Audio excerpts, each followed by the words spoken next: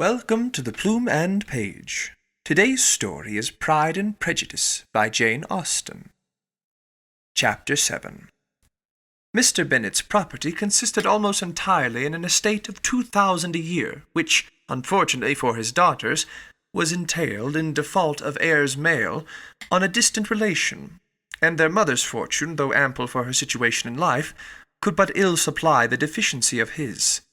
Her father had been an attorney in Meryton, and had left her £4,000.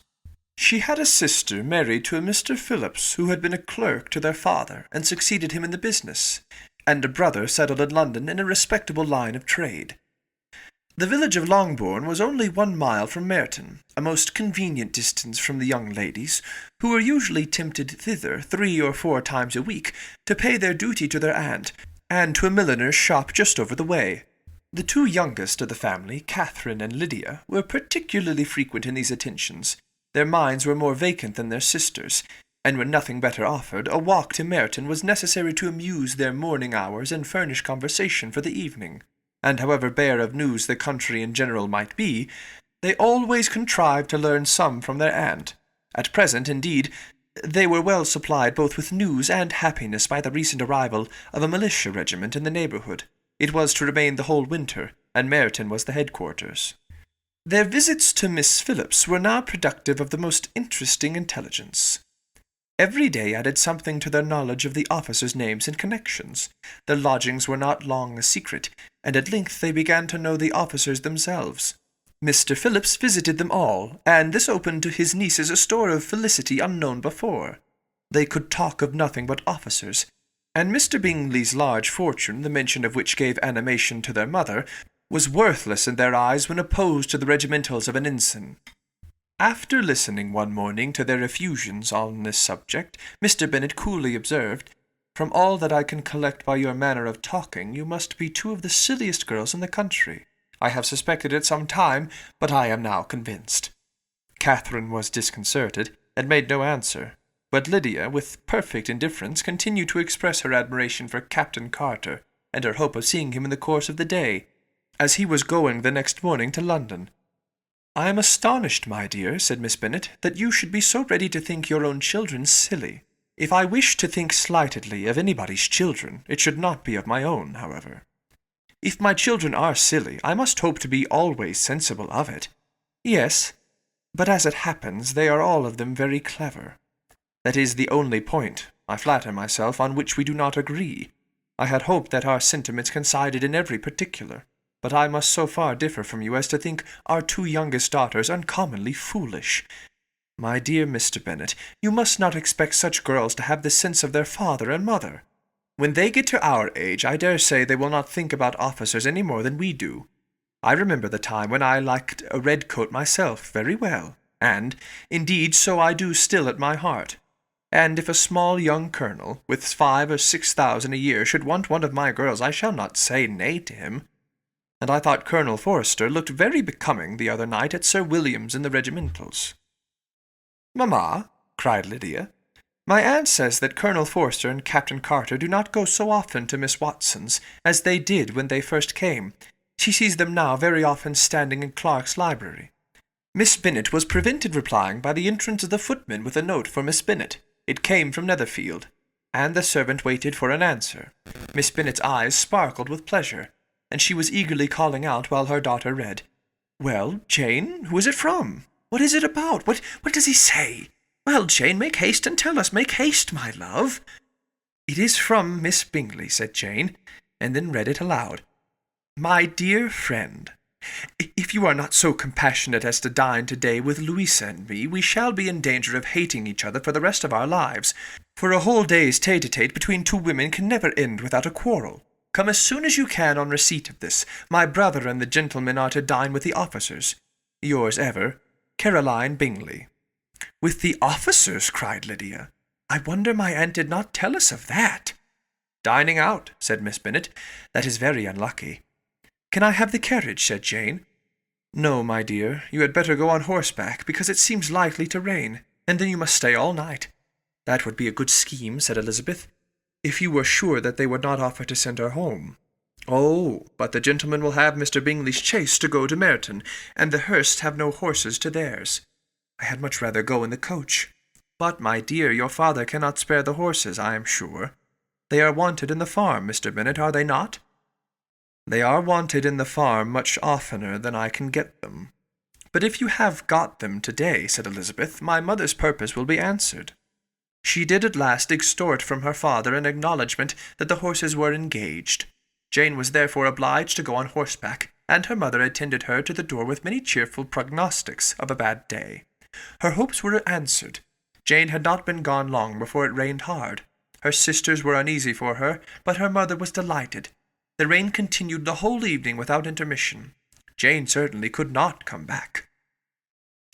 "This was a lucky idea of mine, indeed," said Miss Bennet more than once, as if the credit of making it rain were all her own. Till the next morning, however, she was not aware of all the felicity of her contrivance. Breakfast was scarcely over when a servant from Netherfield brought the following note for Elizabeth. "My dearest Lizzie, I find myself very unwell this morning, which I suppose is to be imputed in my getting wet through yesterday. My kind friends will not hear of my returning till I am better. They insist also on my seeing Mr. Jones. Therefore, do not be alarmed if you should hear of his having been to me, and, expecting a sore throat and headache, there is not much the matter with me. Yours, etc." "Well, my dear," said Mr. Bennet, when Elizabeth had read the note aloud, "if your daughter should have a dangerous fit of illness, if she should die, it would be a comfort to know that it was all in pursuit of Mr. Bingley, and under your orders." "Oh, I am not afraid of her dying. People do not die of little trifling colds. She will be taken good care of. As long as she stays there, it is all very well. I would go and see her if I could have the carriage." Elizabeth, feeling really anxious, was determined to go to her, though the carriage was not to be had, and as she was no horsewoman, walking was her only alternative. She declared her resolution. "How can you be so silly," cried her mother, "as to think of such a thing, and all this dirt? You will not be fit to be seen when you get there. I shall be very fit to see Jane, which is all I want." "Is this a hint to me, Lizzie," said her father, "to send for the horses?" "No, indeed. I do not wish to avoid the walk. The distance is nothing when one has a motive, only 3 miles. I shall be back by dinner." "I admire the activity of your benevolence," observed Mary, "but every impulse of feeling should be guided by reason. And, in my opinion, exertion should always be in proportion to what is required." "We will go as far as Meryton with you," said Catherine and Lydia. Elizabeth accepted their company, and the 3 young ladies set off together. "If we make haste," said Lydia, as they walked along, "perhaps we may see something of Captain Carter before he goes." In Meryton they parted. The 2 youngest repaired to the lodgings of one of the officers' wives, and Elizabeth continued her walk alone, crossing field after field at a quick pace, jumping over stills and springing over puddles with impatient activity, and finding herself at last within view of the house, with weary ankles, dirty stockings, and a face glowing with the warmth of exercise. She was shown into the breakfast parlour, where all but Jane were assembled, and where her appearance created a great deal of surprise. That she should have walked 3 miles so early in the day in such dirty weather, and by herself, was almost incredible to Miss Hurst and Miss Bingley, and Elizabeth was convinced that they had held her in contempt for it. She was received, however, very politely by them, and in their brother's manners there was something better than politeness. There was good humour and kindness. Mr. Darcy said very little, and Mr. Hurst nothing at all. The former was divided between admiration of the brilliancy which exercise had given to her complexion, and doubt as to the occasions justifying her coming so far alone. The latter was thinking only of his breakfast. Her inquiries after her sister were not very favourably answered. Miss Bennet had slept ill, and, though up, was very feverish, and not well enough to leave her room. Elizabeth was glad to be taken to her immediately, and Jane, who had only been withheld by the fear of giving alarm or inconvenience from expressing in her note how much she longed for such a visit, was delighted at her entrance.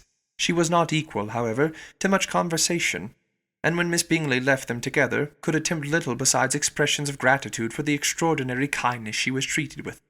Elizabeth silently attended her. When breakfast was over, they were joined by the sisters, and Elizabeth began to like them herself when she saw how much affection and solicitude they showed for Jane.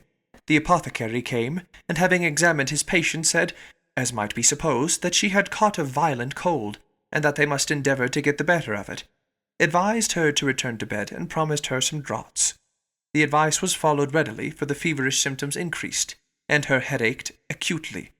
Elizabeth did not quit her room for a moment, nor were the other ladies often absent. The gentlemen being out, they had in fact nothing to do elsewhere. When the clock struck 3, Elizabeth felt that she must go, and very unwillingly said so.